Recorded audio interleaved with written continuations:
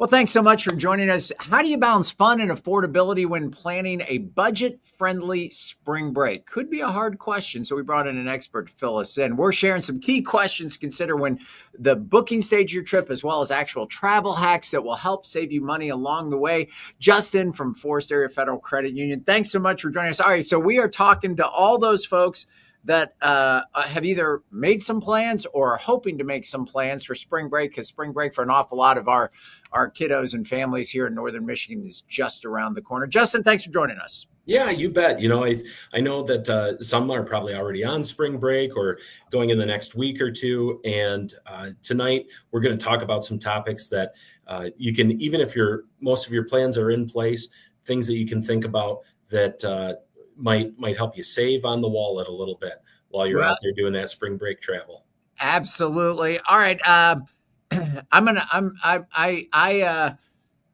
listened to you for a while now, so this first question isn't going to come out of left field. Justin Wolf is a believer, folks, in the power of a budget, whether that's spring break or any other aspect. Take a look at your budget. How many times I've heard you say that. So what factors should we all consider when we're looking at our spring break? And it doesn't matter whether this is an exotic trip or a staycation for spring break. What kind of factors should we consider when we're thinking about our total budget for our trip? You nailed it on the head there, Mark. You're right. I was going to bring up the budget. Spring break is an exciting time of year. Many of us look forward to it. Maybe some of our viewers get to experience a spring break every year. Others, it comes less frequently. So, it's a big deal, not to mention an investment. So to make sure that you maximize the most of your time and your relaxation and get what you want out of it, you also don't want to have that spring break hangover and feel the effects financially of it after the fact. So hopefully by now our viewers, they've thought about their budget, they've developed a plan, and they've worked on their budget, and they've included travel for something like spring break in that budget process. So, when you're making plans for spring break, look at your lodging, the travel. What is that stuff going to cost you? Can you afford it? Or how are you going to afford it? What is the plan to pay for that up front or pay for it following the trip? Shop around for the best deals when it comes to travel and lodging. Maybe even consider, hey, does it make sense that maybe we drive the family vehicle to this spring break rather than take the air travel, especially when you're talking about multiple people in your group. And these are things that everybody, kind of knows already. They're using the search engines online, which have fabulous tools, by the way, to find the best deal and to see if they get the accommodations and the travel that meets their needs. So you definitely utilize those online tools and search engines, but also think about what are you going to do when you get there. There's a lot of destination vacations. Then there are those of us that like to go and find a beach, and that's where we spend all of our time with, the AirPods in our ears, listening to our favorite tunes or reading our favorite books. But if you're on a destination vacation or an area where there are exciting things to do, plan ahead a little bit, think a little bit about, in terms of entertainment, what are the must-dos and what are the want-to-dos and what are the costs of each of those, so that, really a lot of times when we get on vacation, we can be really impulsive. And like, oh, swimming with the dolphins. Yeah, that I didn't plan on that. Didn't even know it was an option where I was going to be, but here, take my money. I want to do it. Right. Do a little research, plan out, I know many of us, we don't, some people want that regimented. They want to know what they're doing every hour of the day while they're on vacation, and others are more go with the flow. But having a brief outline of, okay, what am I willing to do and afford? What do I know that I want to take advantage of, and other things that are maybes depending on, the cost involved. But as you're doing that planning, think about this. This is probably one of the bigger things in this section, in this question, is what are the costs that we're not thinking about? Take your lodging, for example. What about parking? Is parking free on site? What about if you go to these attractions or different places, is there a charge for parking there? Are there resort fees? Are there that you might incur? Because I tell you what, if if you end up traveling around and you end up with $25 to $50 in parking fees per day that you weren't planning on, that can really take you by surprise and definitely possibly blow the budget. So take all those factors into consideration. Yeah, I think there are those things that we can either do for free or much cheaper at home. That That's when right. suddenly you're on vacation, you're having to pay for those. So we pay, we park our cars in our garages. That doesn't cost a thing. But when you're on vacation, you might have to pay for that. We can go get stuff out of the fridge, don't have to pay for that as much. But things do those extra expenses. It's not just swimming with the dolphins, which if you want to do that, great, go do that. Yeah. But there's a lot of things that add up where you're like, yeah, if I was at home, I wouldn't have to do that. All right. So how do we save money during the actual booking process when we're actually trying to do this? One of the key answer to this is if you're just looking to get away, if you're not dead set on a certain destination, look at those destinations that are outside of the typical tourist spots, places that are still a great place to visit, but don't have the typical spring break draws of people. When you're thinking of the beach destinations in Florida and the southern United States, those are going to be prime spots, especially when it comes to lodging and dining. Right. Maybe a trip somewhere around the Smoky Mountains is a little more affordable, or there's so many hidden gems around the country. Spring break is a known travel week and period of time. So just think outside of the box a little bit. If you're looking to save a little money, oftentimes you travel to a destination that isn't one of the prime, top 10 destinations for spring break. It's going to save you some money.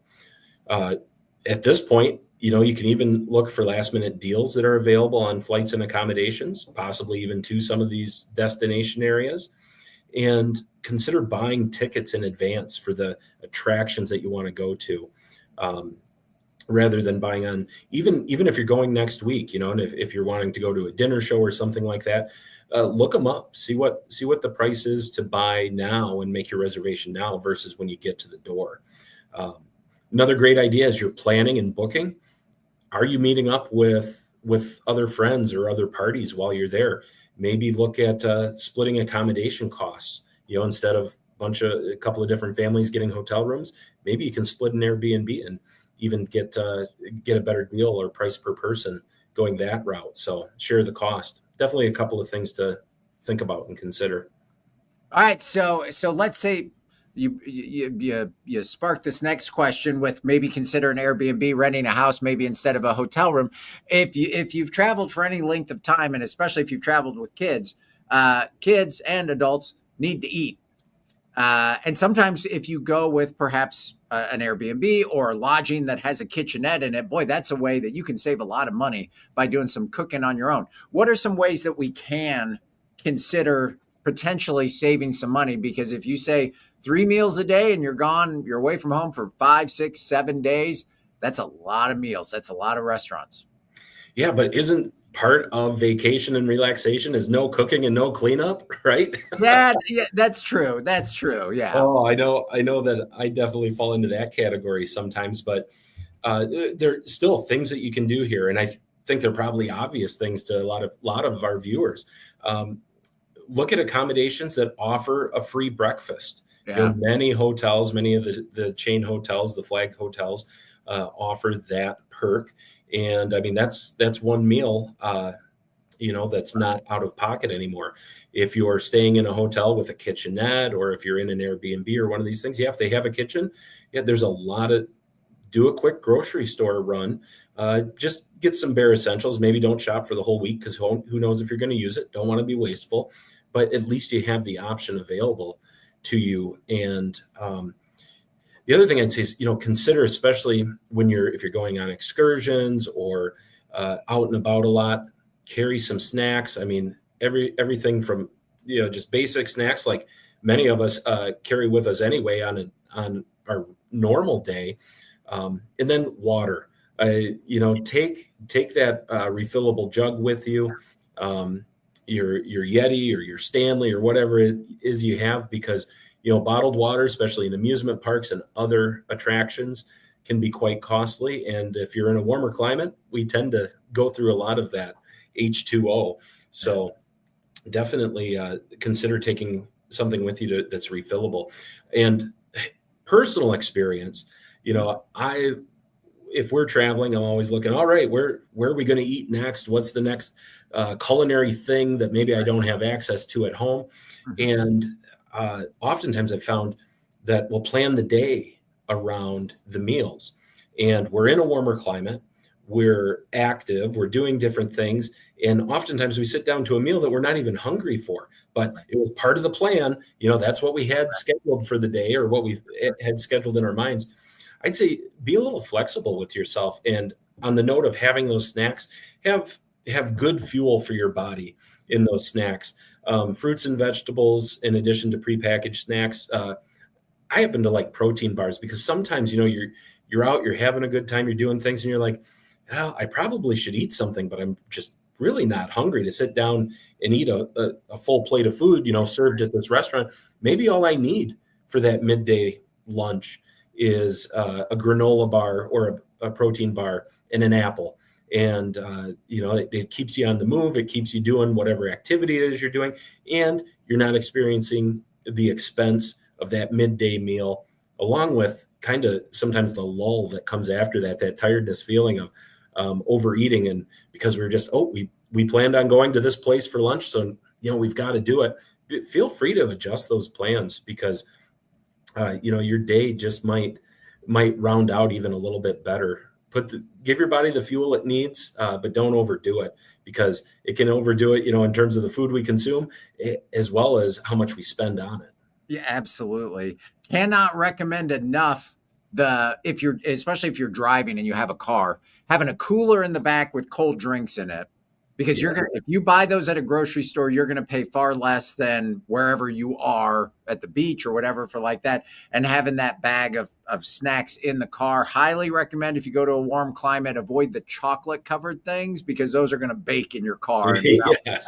be a hot mess. But yeah, if you can literally nibble off the expense of those in between meals with snacks and drinks out of your car, you can save a fortune when you're talking over 5 or 6 days. All right. So, we're taking our kiddos on trips.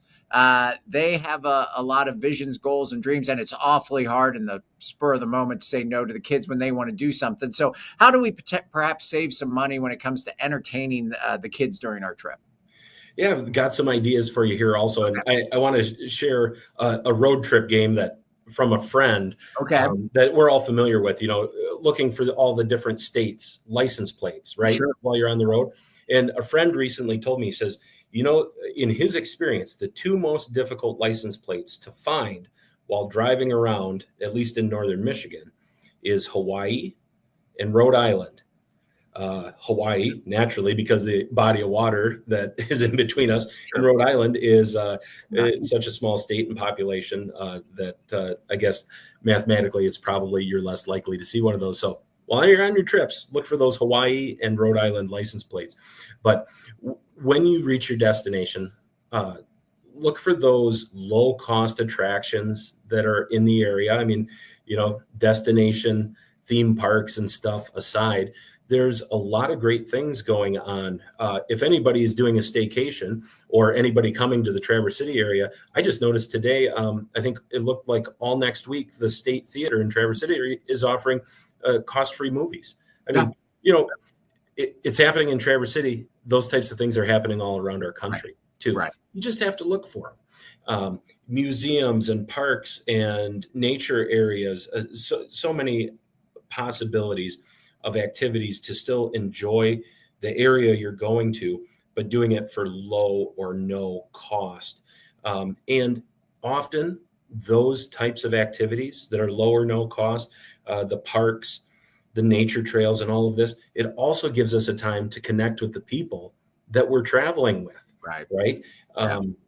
So many times, we go to the big attractions and our attention is drawn to all of the things around us rather than the people that we're actually traveling with. So it's definitely worth a try to try and incorporate at least one of those types of things, a museum or a park nature trail in your travels. And if you do find yourself in one of the high demand areas, theme parks, stuff like that, and you're working really hard to stay in a budget, steer away from the souvenir shops. It's always nice to go in, and we like to get those little mementos, like to have a keychain, coffee mug, but often there's so much more in there that can really start draining the pocketbook pretty quickly. So if it's a concern for you, just maybe make an effort to avoid those areas, and can save you some dollars there too. Yeah, and I also recommend talking to a local. Yes. Just stop in at the gas station or wherever, talk to a local, and if they have kids, be like, hey, what explain your situation. They understand it. Hey, what can we do today, or what's there around here? What's there around here to do that we can do on a low budget? The other big advantage, especially if you're traveling with little kids, is they have a point where even at Disneyland or wherever, they're full, they're done. And if you bought those tickets and you're like, ugh, the nice thing with free things, if they decide they want to switch gears or take a nap or, do something different, that gives you the grace of a lot more flexibility if you're doing those less expensive things. If you're like, gosh darn it, today's the day we're going to go, go to Epcot or whatever, you're kind of committed to that at that point. So I recommend that. All right. So we're leaving home where we have everything, and we're trying to watch the budget. We know we're going to have some travel expenses. We know we're going to have some meal expenses. We know we're going to have some activity expenses. Are there things that we should pack with us that may save some expenses when we actually get to our trip? Oh, you bet. First of all, when you're packing, consider a lot of times if we're traveling by air, there's additional fees for checked baggages, sometimes an additional fee even for the carry-on. So consider working as minimally as you can on what you're taking with you. If you are checking a bag, put it on your scale at home. Know what the weight limit is and try to stay under that. Also, leave a little room in there for a few things to come back with you, right? So you get charged with that overweight bag fee on the way home. But one of the most common things that travelers will run into is they get to their destination, and somewhere along the line, they need sunscreen, they need medications, even if it's just over-the-counter stuff. Yep. If you have to buy that in a theme park gift shop, you are going to pay dearly for it. The charger for your telephone, those things can be expensive. If you can travel with those things, sunscreen, just personal hygiene items, if you can have those with you, it's going to save you a bundle as compared to having to buy them in some of the biggest tourist areas that you might be visiting. Yeah, like ibuprofen from Disneyland or Disney World is not the souvenir you want to bring home. No. Spend the money on the coffee cup or the keychain, because you're going to be like, hey, remember this 2-pack of ibuprofen? That's what I brought back from Orlando.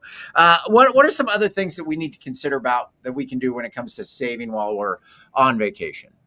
Well, I always encourage people to think about, at least consider travel insurance. If you're using a booking agency online or anything like that, because sometimes these costs are non-refundable. And travel insurance, it's an extra cost and you don't recoup it if you don't use it. But in the event that you're planning travel and a major event happens and you can't go, this can help you get a good chunk of that money back. Check your credit cards. If you're using a credit card to book your travel, sometimes there is additional coverage through your credit card carrier. Speaking of credit cards, you might be able to save or earn money with cashback rewards or mile rewards on cards. Another way to, if you're looking at this experience and working on accomplishing it within a budget, sometimes you can help that budget with the rewards or the payback you get on a cashback program. And traveling with cash can be risky, right? There's definitely a certain amount of risk that goes with it, but having some cash on hand isn't a bad idea either, because often when we're traveling, we're going to find ourselves maybe only having access to out-of-network ATM machines, and those can come with fees also. So consider how much cash you might want to have on hand. Carry it cautiously and carefully, of course, because the risk of loss or theft is always there. But if you think you may need cash, consider carrying an appropriate amount with you just to avoid those extra fees and charges if you have to use an out-of-network machine. Sounds like the overall arching theme of this is you're gonna have to spend some money to do this, but avoid the unnecessary expenditures. That's right.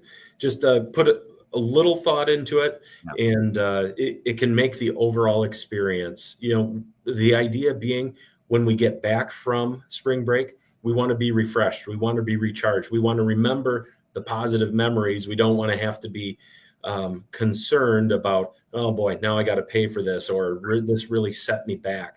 And maybe these are just a few tips that can help people out as they're planning those spring break trips. And take that time to relax, recharge, spend time with the people that you're traveling with, and it'll just make the overall experience that much better. Yeah, because nobody wants that hangover. No, spring break. Nobody wants spring break to turn into Christmas, where 3 weeks later you're pretty worried about that bill that pops up, right? All right, so if we know we want to avoid that, and if we know that next year we want to go on a trip, like we stay home this year or whatever, and next year we want to do that, is that the kind of thing that we can save a little bit over the next 11 months? So that next year we can go on a spring break and have it paid for before we even go, or have that money set aside to avoid that hangover. Is this one of those things that we can budget for and save in the future for? Oh, of course. And of course, that's what we're going to encourage people to consider doing, because, if you put these expenses on a credit card and don't have the funds to pay it back immediately, you're going to incur finance charges. So, one of the best ways to have an overall great experience on spring break and not have to worry about the aftermath of the expense is to plan for it over the year ahead. And just like anything, taking little steps, putting a little bit away over time with a plan, it's going to help you get there. I like that concept too, of knowing, where you are in, let's say, November, how much you've saved in November. That may determine how far away from home you can actually get. Are we going to Indianapolis, or are we going to Orlando, right? Because you kind of know, I've saved this much money. That helps you better plan. And then when your trip is done, you're paid for and all set up. All right. Well, Justin, thank you so much for the tips. I hope everybody out there has a safe and affordable spring break and has the experience. And we'll see you all when you come back. Justin and I will not be tan. Because we're going to stay right here. We're going to go spend time inside the State Theater watching all the awesome movies that they put on all day. Hey, Justin, thank you so much. You too, Mark. Have a great night. You too.